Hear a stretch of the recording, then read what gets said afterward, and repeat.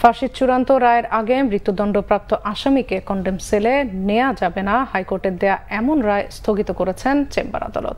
হাইকোর্টের রায় স্থগিত চেয়ে রাষ্ট্রপক্ষের করা আবেদনের শুনানি শেষে বুধবার চেম্বার বিচারপতি এম ইনায়েতুর রহিম আগামী 25 আগস্ট পর্যন্ত হাইকোর্টের রায় স্থগিত করে দেন। মঙ্গলবার attorney general A M Aminuddin এই আপিল করেন।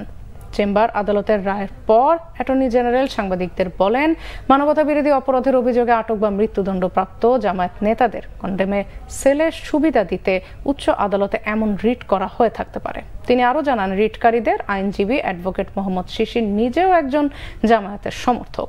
এক রিটের শুনানি শেষে গত 13 মে বিচারপতি শেখ হাসান আরিফ ও বিচারপতি মোহাম্মদ বজলুর রহমানের সমন্বয়ে গঠিত হাইকোর্ট বেঞ্চ মৃত্যুদণ্ডাদেশ চূড়ান্ত হওয়ার আগে ফাঁসির আসামিদের কন্ডেম সেলে রাখা যাবে না বলে রায় দিয়েছিলেন। কতগুলো যুদ্ধ অপরাধীদের মামলাও আছে, তাদেরও কিন্তু মৃত্যুদণ্ডাদেশ হয়েছে। যারা যেটি দলের ছিলেন ওনারা, সেই দলের উনি কিন্তু সমর্থক। এই কারণে আমাদের মনে হয় যে ওনাদের দলের হয়তো ওই যে যারা মৃত্যুদণ্ডাদেশ পেয়েছেন তাদেরকে বেনিফিট দেওয়ার উদ্দেশ্যে হয়তো ওদেরকে দিয়ে হয়তো উনি মামলা করাতে পারেন। আমরা আদালতে বলছি যে এটা উদ্দেশ্য থাকতে পারে ওনার দলীয় লোকদের ওনার দলীয় লোকদেরকে সুবিধা দেওয়ার জন্য এটা করতে পারেন।